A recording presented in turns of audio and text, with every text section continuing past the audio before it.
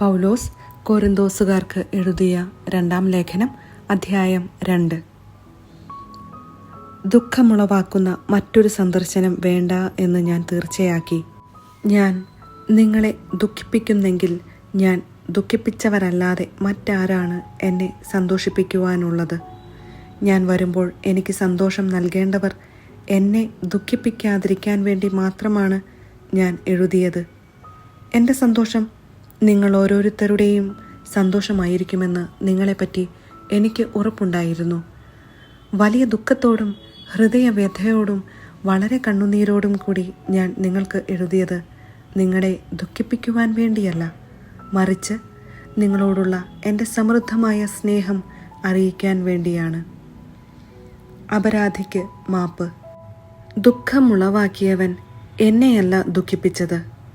ഒരു പരിധിവരെ ഞാൻ മയപ്പെടുത്തി പറയുകയാണ്, നിങ്ങളെ എല്ലാവരെയുമാണ്. അങ്ങനെയുള്ളവന് ഭൂരിപക്ഷം പേർ നൽകുന്ന ഈ ശിക്ഷ ധാരാളം മതി.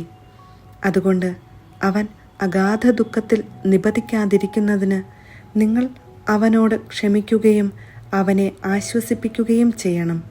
നിങ്ങൾക്ക് അവനോടുള്ള സ്നേഹത്തെക്കുറിച്ച് അവന് ഉറപ്പു വരുത്തണമെന്ന് ഞാൻ അഭ്യർത്ഥിക്കുന്നു. എല്ലാ കാര്യങ്ങളിലും നിങ്ങൾ അനുസരണയുള്ളവരാണോ എന്ന് പരീക്ഷിച്ചറിയുന്നതിന് വേണ്ടിയാണ് ഞാൻ എഴുതിയത്.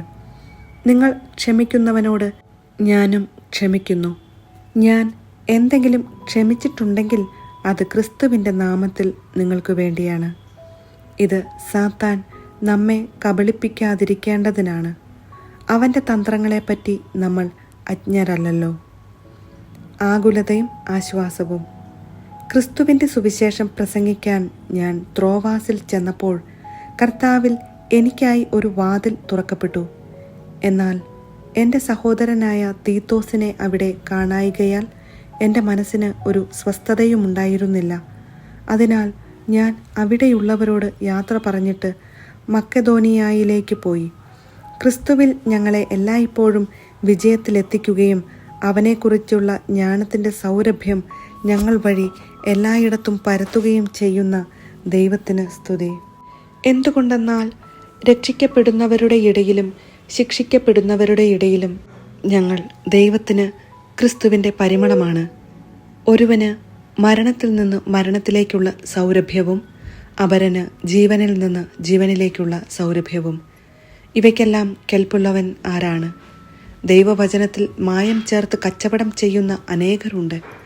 അവരെപ്പോലെയല്ല ഞങ്ങൾ, മറിച്ച് ദൈവസന്നിധിയിൽ വിശ്വസ്തരും ദൈവത്താൽ നിയോഗിക്കപ്പെട്ടവരുമെന്ന നിലയിൽ ക്രിസ്തുവിൽ ഞങ്ങൾ സംസാരിക്കുന്നു.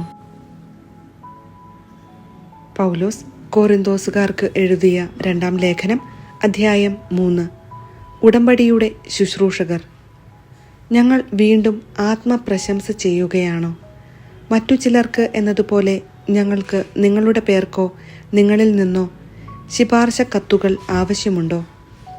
ഞങ്ങളുടെ ഹൃദയങ്ങളിൽ എഴുതപ്പെട്ടതും സകല മനുഷ്യരും അറിയുകയും വായിക്കുകയും ചെയ്യുന്നതുമായ ഞങ്ങളുടെ ശുപാർശ കത്ത് നിങ്ങൾ തന്നെയാണ്.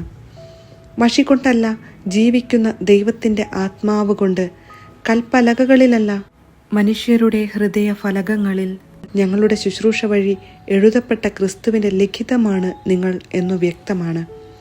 ഇതാണ് ക്രിസ്തു വഴി ദൈവത്തിലുള്ള ഞങ്ങളുടെ വിശ്വാസം. സ്വന്തമായി എന്തെങ്കിലും മേന്മ അവകാശപ്പെടാൻ ഞങ്ങൾ യോഗ്യരല്ല. ഞങ്ങളുടെ യോഗ്യത ദൈവത്തിൽ നിന്നാണ്. അവിടുന്ന് ഞങ്ങളെ എഴുതപ്പെട്ട നിയമത്താലല്ല, ആത്മാവിനാൽ പുതിയ ഉടമ്പടിയുടെ ശുശ്രൂഷകരാകാൻ യോഗ്യരാക്കിയിരിക്കുന്നു. എന്തെന്നാൽ എഴുതപ്പെട്ട നിയമം മൃതിപ്പെടുത്തുന്നു, ആത്മാവ് ജീവിപ്പിക്കുന്നു. കൽപ്പലകയിൽ എഴുതപ്പെട്ട മരണത്തിൻ്റെ നിയമം തേജസ്സിലാണ് നൽകപ്പെട്ടത്. ആ തേജസ് മങ്ങിക്കൊണ്ടിരുന്നപ്പോൾ പോലും ഇസ്രായേൽ ജനത്തിന് നോക്കാനാവാത്ത വിധം മോശയുടെ മുഖത്തെ ജ്വലിപ്പിച്ചു. അങ്ങനെയെങ്കിൽ ആത്മാവിൻ്റെ ശുശ്രൂഷ എത്രയേറെ തേജസ്സുറ്റതായിരിക്കും. എന്തുകൊണ്ടെന്നാൽ ശിക്ഷാവിധിയുടെ ശുശ്രൂഷ തേജോമയമായിരുന്നെങ്കിൽ നീതിയുടെ ശുശ്രൂഷ അതിനേക്കാൾ കൂടുതൽ തേജോമയമായിരിക്കണം. ഒരിക്കൽ പ്രശോഭിച്ചിരുന്നത് അതിനെ അതിശയിക്കുന്ന മറ്റൊരു ശോഭ മൂലം നിഷ്പ്രഭമായി തീർന്നു.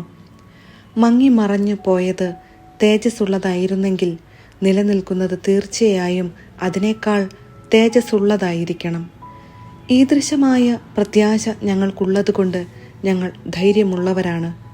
മങ്ങിക്കൊണ്ടിരുന്ന തേജസ്സിൻ്റെ തിരോധാനം ഇസ്രായേൽക്കാർ ദർശിക്കാതിരിക്കാൻ വേണ്ടി മുഖത്ത് മൂടുപടം ധരിച്ച മോശയെപ്പോലെയല്ല ഞങ്ങൾ. അവരുടെ മനസ്സ് കടുപ്പമേറിയതായിരുന്നു. അവർ പഴയ പ്രമാണം വായിക്കുമ്പോൾ അതേ മൂടുപടം ഇന്നും അവശേഷിക്കുന്നു. എന്തെന്നാൽ ക്രിസ്തുവിലൂടെ മാത്രമാണ് അത് നീക്കപ്പെടുന്നത്. അതെ, ഇന്നും മോശയുടെ ഗ്രന്ഥം വായിക്കുമ്പോഴെല്ലാം അവരുടെ മനസ്സിൽ ഒരു മൂടുപടം കിടക്കുന്നുണ്ട്. എന്നാൽ ആരെങ്കിലും കർത്താവിലേക്ക് തിരിയുമ്പോൾ ആ മൂടുപടം നീക്കപ്പെടുന്നു. കർത്താവ് ആത്മാവാണ്. കർത്താവിൻ്റെ ആത്മാവുള്ളിടത്ത് സ്വാതന്ത്ര്യമുണ്ട്. കർത്താവിൻ്റെ മഹത്വം കണ്ണാടിയിലെന്ന പോലെ മൂടുപടമണിയാത്ത മുഖത്ത് പ്രതിഫലിക്കുന്ന നാം എല്ലാവരും അവിടുത്തെ സാദൃശ്യത്തിലേക്ക്, മഹത്വത്തിൽ നിന്ന് മഹത്വത്തിലേക്ക് രൂപാന്തരപ്പെട്ടുകൊണ്ടിരിക്കുകയാണ്. ഇത് ആത്മാവായ കർത്താവിൻ്റെ ദാനമാണ്.